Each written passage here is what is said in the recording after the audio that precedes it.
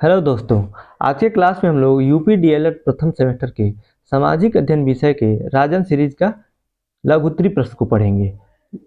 लघुत्तरी इसके पहले हम लोगों ने बहुविकल्पी अति लघुत्तरी को खत्म कर लिया था और ये लघुत्तरी का सीरीज चल रहा है। अगर जो आप पिछला क्लास नहीं देखे हैं तो डिस्क्रिप्शन में प्लेलिस्ट का लिंक है, आप वहां जाके देख सकते हैं। तो आइए आज का क्लास शुरू करते हैं।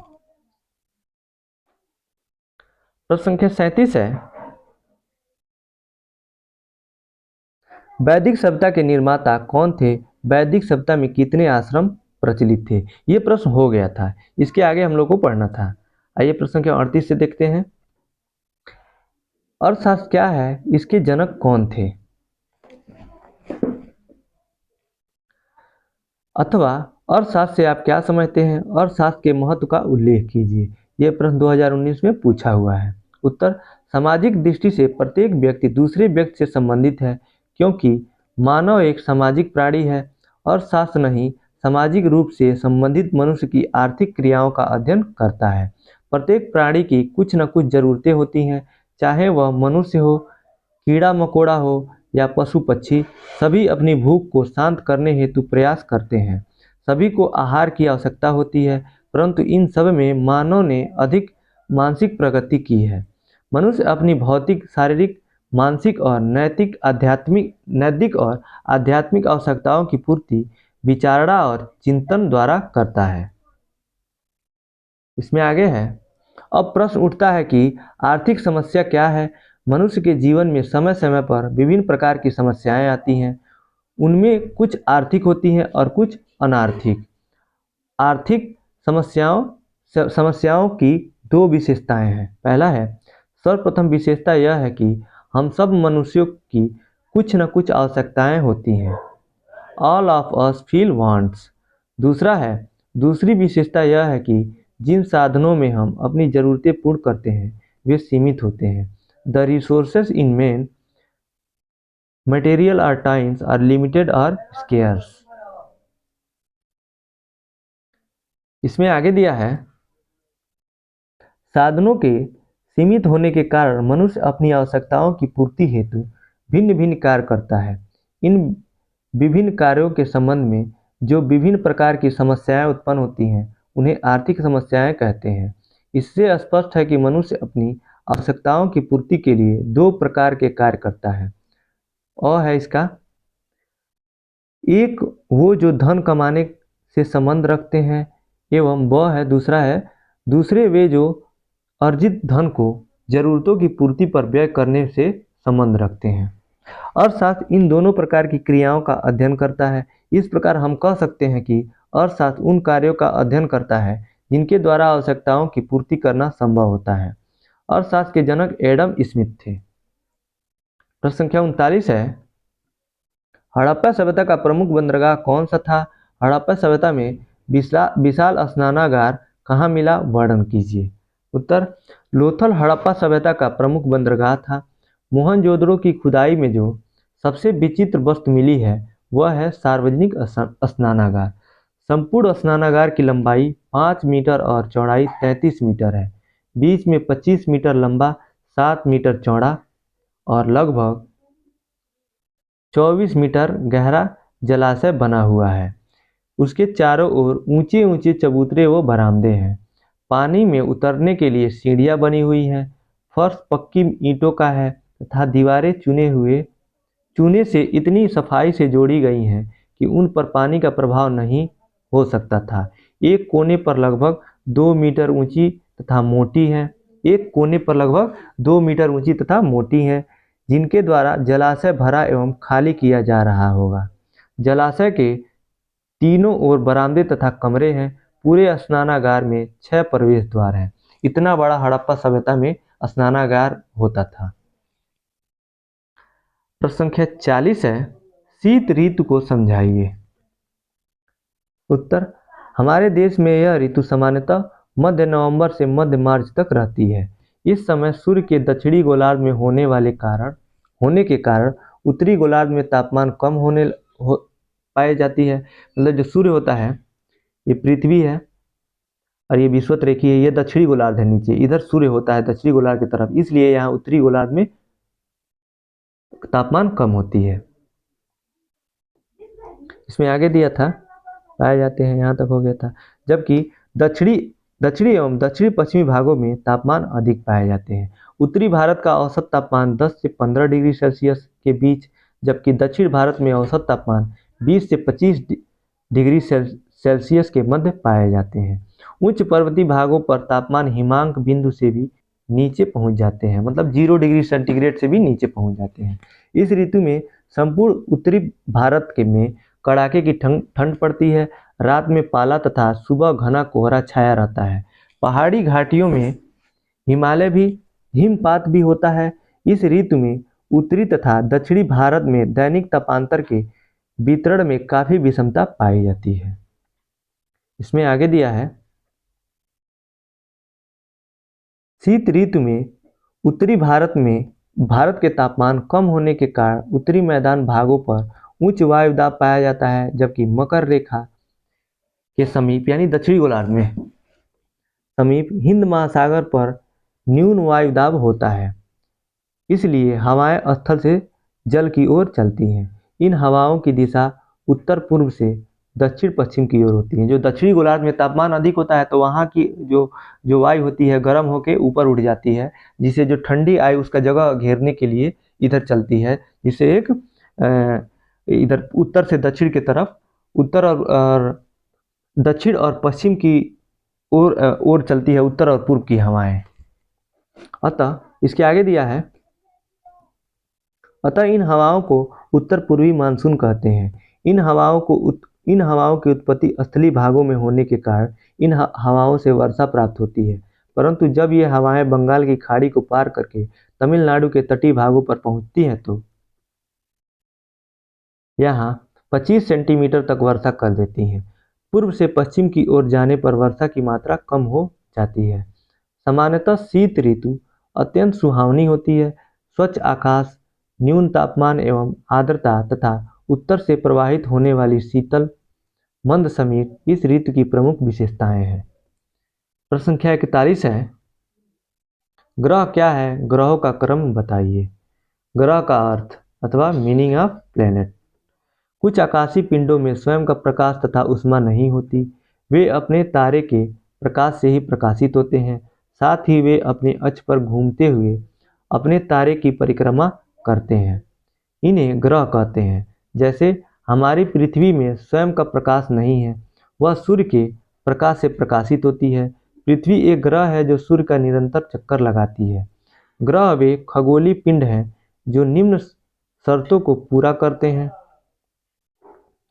पहला है, जो सूर्य के चारों ओर परिक्रमा करता हो उसको ग्रह कहते हैं। दूसरा कंडीशन है, उसमें पर्याप्त गुरुत्वाकर्षण बल हो जिससे वह गोल स्वरूप ग्रहण कर सके। तीसरा है, उसके आसपास का क्षेत्र साफ हो, अर्थात उसके आसपास अन्य खगोलीय पिंड की भीड़ भाड़ न हो।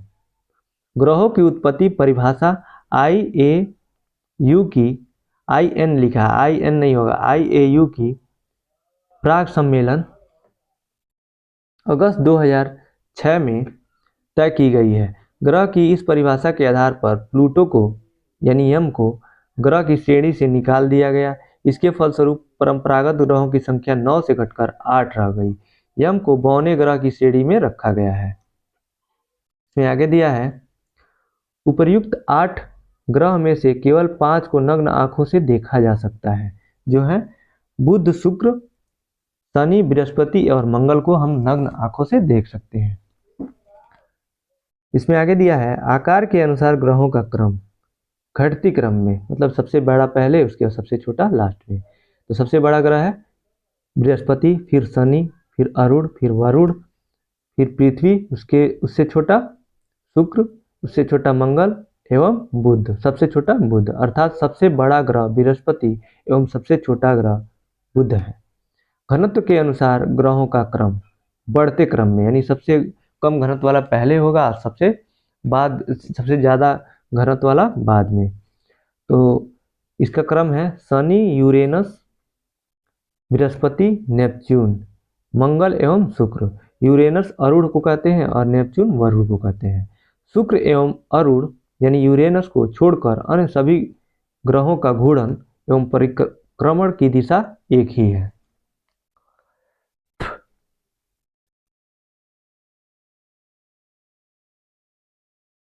प्रश्न संख्या 42 है, दिशाओं से आप क्या समझते हैं, स्पष्ट कीजिए। उत्तर, दिशाएं। वास्तुशास्त्र में दिशाओं की एक महत्वपूर्ण भूमिका मानी जाती है। वास्तुशास्त्र के अनुसार एक इमारत की संरचना बनाने के लिए दिशाओं का सही ज्ञान होना अत्यंत आवश्यक है। पुराने समय में लोगों को प्रति मिनट दिशाओं की जांच करने की अत्यंत आवश्यकता होती थी, जो सूर्य की छाया देखने हेतु प्रयोग की जाती है। आधुनिक तकनीकी दुनिया में चुंबकीय कपास दिशाओं की जांच करने हेतु प्रयोग किया जाता है। प्रारंभ में केवल 8 दिशाएं उपलब्ध थीं, परंतु कंपास द्वारा जांच करने के बाद 10 दिशाएं ज्ञात की गई। कंपास की त्रिज्या कुल 360 डिग्री है। प्रत्येक दिशा की 45 डिग्री पर जांच करने की जाती थी। इसमें कहा गया है कि पहले के ज़माने में सूर्य के परछाई से पता किया जाता है दिशा, कि सूरज अब इधर चला गया तो हमारी परछाई इधर है तो कौन सी दिशा होगी। लेकिन आज के ज़माने में वो कंपास का यूज किया जा रहा है, जो 360 डिग्री घूम सकता है। तो इसमें आगे दिया है, देखिए, जब कंपास का खोज हो गया उसके बाद 10 दिशाओं का ज्ञान हुआ हमें। तो अब 10 दिशाओं के बारे में पढ़ेंगे, आगे दिया हुआ है डिटेल में। इसमें आगे दिया है 10 दिशाओं में 4 प्रमुख दिशाएं मानी जाती हैं, पूर्व, पश्चिम, उत्तर और दक्षिण। और उप दिशाएं, कुछ उप दिशाएं भी होती हैं जो दोनों के बीच में होती हैं, जैसे उत्तर और पूर्व में, उत्तर और पश्चिम में, और दक्षिण पूर्व और दक्षिण पश्चिम के बीच में। उनके क्या क्या नाम है ये सब पढ़ेंगे हम लोग। तो आइए पढ़ते हैं। इसमें पहला है पूर्व दिशा, ईस्ट डायरेक्शन। इस दिशा में प्रमुख देवता इंद्र का स्वामित्व है। वर्षा इंद्र देवता के स्वामित्व में है। हिंदू देवता संपूर्ण समृद्धि, उत्सव और शक्ति हेतु उत्तरदायी माने जाते हैं।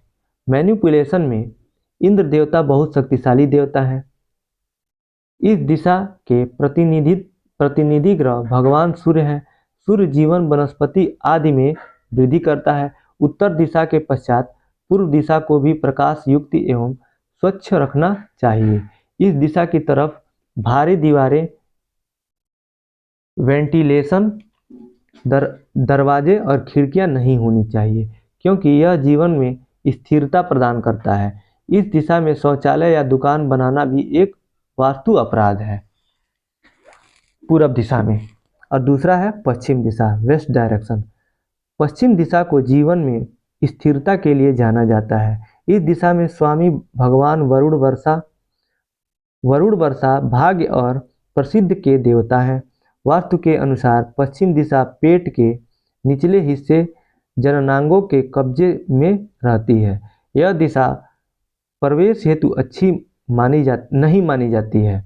यह आय के स्रोतों को कम करती है।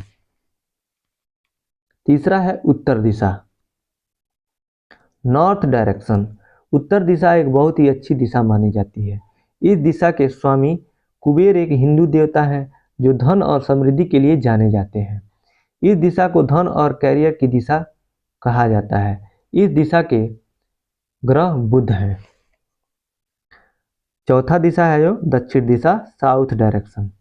दक्षिण दिशा सदैव अशुभ मानी जाती है। दक्षिण दिशा में प्रवेश द्वार नहीं होना चाहिए। इस दिशा के स्वामी यम है। यम एक हिंदू देवता है जो मृत्यु हेतु जाने जाते हैं। दक्षिण दिशा में प्रवेश करना मृत्यु के समान अनेक प्रकार की समस्याएं उत्पन्न करता है। दक्षिण दिशा के स्वामी न्याय एवं कानून संबंधी मामलों के प्रभारी भी हैं। यदि कोई दक्षिण दोष से ग्रस्त है तो वह जीवन में अन्याय एवं कानूनी मुद्दों हेतु तैयार रहे। दक्षिण दिशा अच्छी नहीं मानी जाती है। प्रश्न नहीं, इसमें पांचवा जो दिशा है पूर्वोत्तर दिशा, पूरब और उत्तर दिशा, यानी ये ऊपर उत्तर दिशा होता है और इसके दाहिने तरफ पूरब दिशा होता है। इसके बीच में ये पूर्वोत्तर दिशा है। इसको हम ईशान के नाम से जानते हैं। ईशान, ये सीधा सीधा प्रश्न पूछता है कि पूर्वोत्तर दिशा को और किस नाम से जाना जाता है, तो ईशान्य, या ईशान्य क्या है, तो आएगा उत्तर और पूर्व के बीच में, बहुविकल्पी में पूछता है। आइए पूर्वोत्तर दिशा के बारे में पढ़ते हैं। नॉर्थ ईस्ट, इस दिशा के हिंदुओं के सर्वोच्च देवता भगवान शिव हैं। बृहस्पति इस दिशा का प्रतिनिधि ग्रह है। बृहस्पति ग्रह पूर्वोत्तर दिशा को ज्ञान और आध्यात्मिक विकास प्रदान करता है। यह दिशा विद्वान छात्रों के लिए अच्छी दिशा मानी जाती है। यह एक बहुत पवित्र तथा संवेदनशील दिशा है। वास्तुशास्त्र के अनुसार 60% व्यक्ति उत्तर पूर्व दिशा में झूठ बोलते हैं।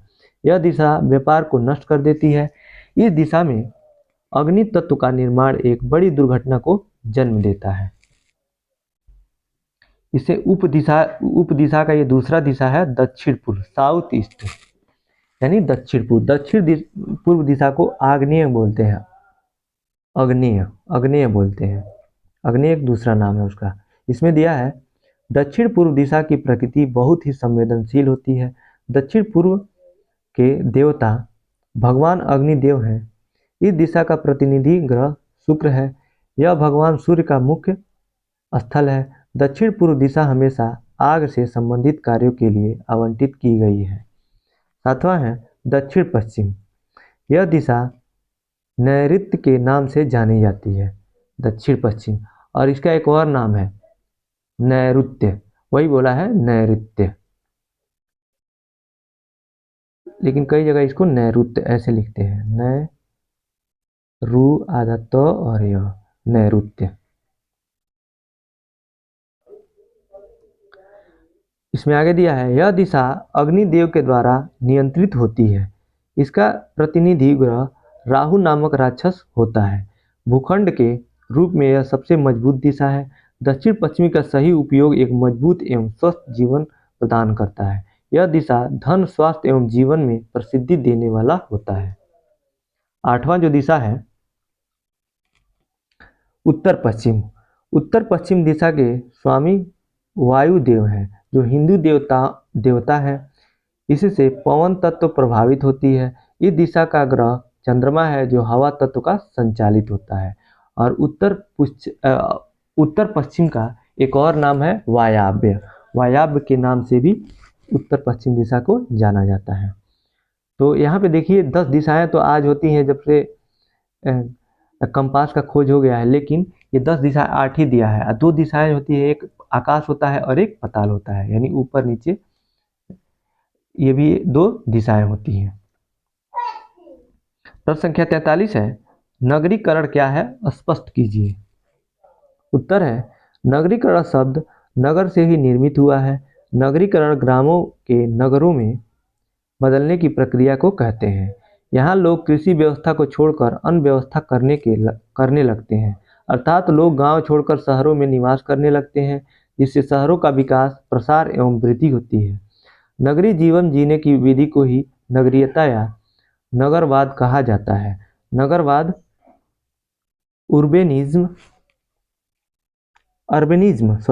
इसको अर्बनिज्म पढ़ते हैं, केवल नगरों तक ही सीमित नहीं होता, बल्कि गांव में रहकर भी लोग नगरीय जीवन विधि को अपना सकते हैं। इसका आशय यह है कि ग्रामीण व्यक्ति भी, जो कि ग्रामीण व्यवस्था में एवं आदतों को त्यागते नहीं हैं, नगरीय हो सकते हैं, यदि वे नगरीय जीवन शैली, मनोवृत्ति, मूल्य, व्यवहार एवं दृष्टिकोण को अपना लेते हैं। यानी आप गांव में रह के भी नगरीय हो सकते हैं, और जो आपके विचार नगर जैसे हैं, मूल्य और व्यवहार है, और आपका दृष्टिकोण है, तो आप नगरीय ही कहे जाएंगे। इसमें आगे दिया है उद्योगों की स्थापना के साथ ही भारत में नगरीकरण की प्रक्रिया भी तेज हुई है। ग्रामीण लोग देश के विभिन्न भागों में स्थित कारखानों में काम करने के लिए गमन करने लगते हैं। फलस्वरूप महानगरी एवं नगरीय जनसंख्या में वृद्धि हुई है। आज देश में 7,933 कस्बे तथा 55 महानगर हैं। इसमें से प्रत्येक की जनसंख्या 10 लाख से भी अधिक है।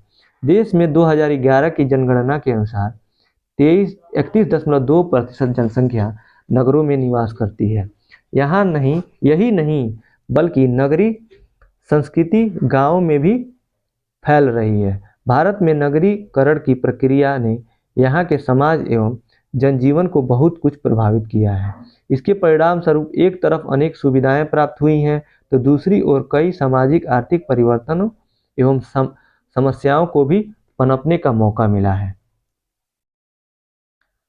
इसमें आगे दिया है शहरी इलाके कई प्रकार के हो सकते हैं। कहीं समय समय पर लगने वाले बाजार होते हैं, तो कहीं अस्थायी बाजार होते हैं, तो दूसरी ओर ऐसे छोटे कस्बे भी होते हैं जो बाजार के साथ साथ कानून, प्रशासन और धार्मिक गतिविधियों के केंद्र भी होते हैं। शहरों के आकार तथा जटिलता में भी बहुत अंतर होता है।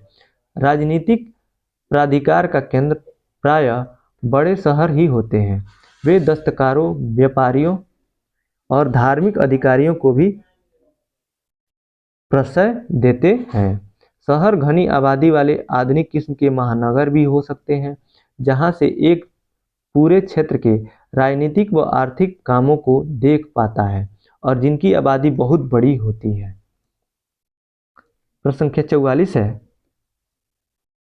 भारत के प्रमुख रेल मार्गों को स्पष्ट कीजिए। उत्तर, भारतीय रेल एक समृद्ध एवं व्यापक स्तर का राष्ट्रीय प्रतिष्ठान है, जिसका संचालन केंद्रीय सरकार के हाथ में है। प्रबंध एवं सुधार की दृष्टि से सरकार ने 1966 ईस्वी में रेल मार्गों को 9 मंडलों में विभाजित किया था। वर्तमान में इसकी संख्या 18 हो गई है। यानी 1966 में 9 मंडलों में विभाजित किया गया था, लेकिन इस समय इसकी संख्या 18 है। अब पढ़ते हैं कुछ के बारे में। पहला है उत्तरी रेलवे। उत्तरी रेलवे की स्थापना 14 अप्रैल 1952 ईस्वी में की गई थी। यह भारत का सबसे महत्वपूर्ण रेल मार्ग है, जिसकी लंबाई 10,977 रूट किलोमीटर है।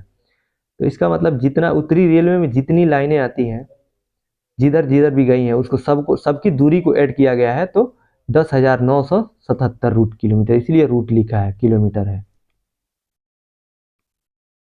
इसमें है 884 रूट किलोमीटर विद्युतीकृत है। इसका मुख्यालय नई दिल्ली में है। यह रेल मार्ग पश्चिम में राजस्थान से लेकर पूर्व में उत्तर प्रदेश के मुगल सराय जंक्शन तक गया है और उत्तर में जम्मू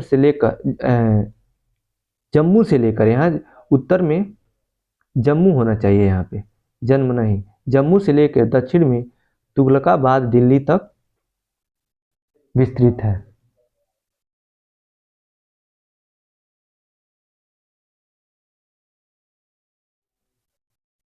इसके आगे है दूसरा,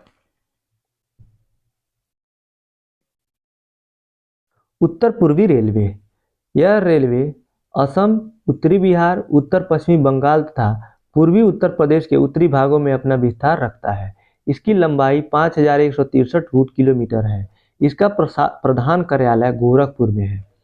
इस रेल मार्ग द्वारा कृषि उपजे एवं खनिज पदार्थ अधिक ढोए जाते हैं। भारत के प्रसिद्ध दीर्घ स्थल काशी, प्रयाग, मथुरा इसी मार्ग पर स्थित है। तीसरा है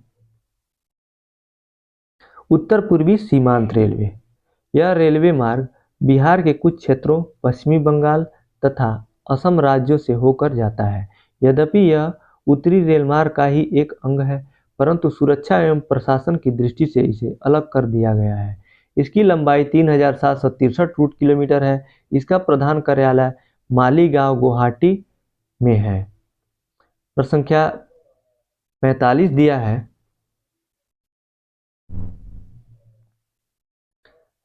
पृथ्वी को हरित ग्रह, ग्रीन प्लेनेट क्यों कहते हैं? ये प्रश्न देखिए 2019 और 23 में पूछा गया है, इंपॉर्टेंट है ये। उत्तर है, हरित गृह तापरोधी दीवारों वाला एक ऐसा कमरा होता है जिसकी छत कांच या पारदर्शी प्लास्टिक से बनी होती है। सूर्य की किरणें छत को पार कर अंदर आ जाती हैं तथा कमरे के तापमान को बढ़ा देती हैं। यह तापमान कमरे के अंदर बना रहता है, बहुत कम वापस जाता है। अतः शीतल क्षेत्रों एवं शीत ऋतु में इस पवन के अंदर ग्रीष्म ऋतु के फूल, पौधे और सब्जियां उगाई जा सकती हैं। भूमंडल के वायुमंडल में भी यही हरित गृह प्रभाव पाया जाता है। जैसे हरित गृह प्रभाव ये होता है कि जब बहुत ज़्यादा ठंडी पड़ता है और जो पौधों और सब्जियों को उगने के लिए पर्याप्त रोशनी और ऊष्मा नहीं मिल पाती है, तो हम एक बड़ा सा कमरा बनाते हैं कांच का, जिसमें सूर्य की किरणें जो थोड़ा बहुत भी निकलता है ठंडी में वो आता है और बाहर नहीं निकल पाता है, जिससे उसके अंदर ऊष्मा बनी रहती है और पौधों का विकास अच्छे से, सब्जियों का विकास हो जाता है और सब्जियां हो जाता है।